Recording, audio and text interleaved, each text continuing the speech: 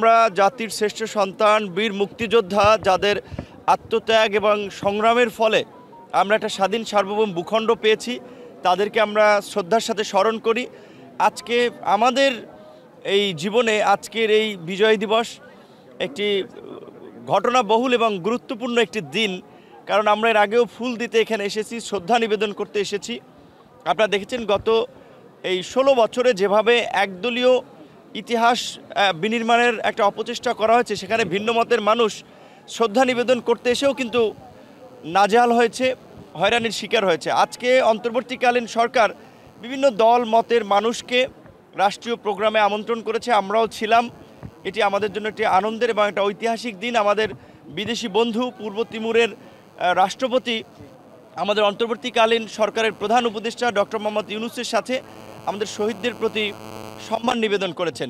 1971 সালে সাম্য, মানবিক মর্যাদা এবং সামাজিক সুবিচার নিশ্চিত করার লক্ষ্যে বৈষম্যহীন, শোষণমুক্ত গণতান্ত্রিক সমাজ এবং রাষ্ট্র বিনির্মাণ করার জন্য এই অঞ্চলের মানুষ লড়াই করেছিল এবং লড়াই বিজয় লাভ করেছিল। 2024-এ আপনারা দেখেছেন সেই বৈষম্য নিরসন করার জন্য এদেশের তরুণ সমাজ আন্দোলন করেছে। দুঃখজনক এবং দুর্ভাগ্য যে মুক্তিযুদ্ধের দাবিদার যে দলটি এতদিন ধরে তারা করে আসছিল, তারা কিন্তু মুক্তিযুদ্ধ বিরোধী কর্মকাণ্ড করেছে এবং সেটি সর্বশেষ গণহত্যার মধ্যে দিয়েও প্রমাণিত যে তারা মুখে মুক্তিযুদ্ধের কথা বললেও অন্তরে মুক্তিযুদ্ধের চেতনা এবং আদর্শ বিরোধী তাদের কর্মকাণ্ড ছিল।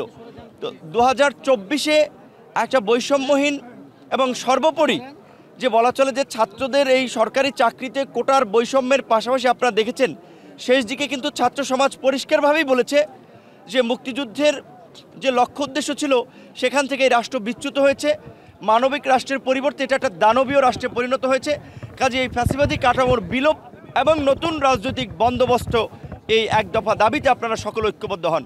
কাজে এই রাষ্ট্র যে ব্যর্থ হয়েছে, অকার্যকর হয়েছে 53 বছরে, সেটি কিন্তু এই ঘোষণার মধ্যে দিয়ে প্রমাণিত।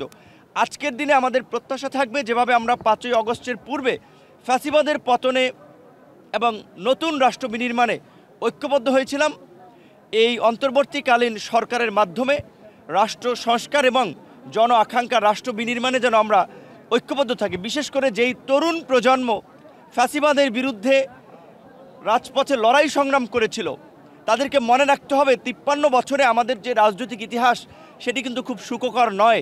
কেউ কথা রাখেনি, যারাই ক্ষমতায় গিয়েছে তারাই লঙ্কায় গিয়ে রাবণের ভূমিকা অবতীর্ণ হয়েছে। কাজে আজকে যে আমরা সাধারণ মানুষ হিসেবে চাই রাষ্ট্র হিসেবে বাংলাদেশে কিছু প্রতিষ্ঠান থাকুক, একটা স্বাধীন শক্তিশালী বিচার বিভাগ, একটা স্বাধীন শক্তিশালী গণমাধ্যম, একটা নির্বাচন কমিশন, এই ধরনের প্রতিষ্ঠানগুলো গড়ে তোলার পাশাপাশি একটা রাষ্ট্রকে টিকে থাকার জন্য কিছু মৌলিক ভিত্তি, একটা জনবান্ধব প্রশাসন এবং নাগরিকদের মধ্যে রাষ্ট্রের প্রতি দায়বদ্ধতা, সেটা কিন্তু এই তরুণ প্রজন্মকে দায়িত্ব নিতে হবে। 1971 সালের তরুণরা স্বাধীনতা অর্জন করেছিল কিন্তু স্বাধীনতা রক্ষা করতে পারে নাই, যার ফলেই দেশ উল্টো পথে চলেছিল। আমার দৃঢ় বিশ্বাস আজকে তরুণরা সরকারে আছে, আগামীর সরকারেও থাকবে, বর্তমানে রাজনীতি করছে এবং তরুণদের মাধ্যমেই এই আগামীর নতুন বাংলাদেশ গড়ে উঠবে।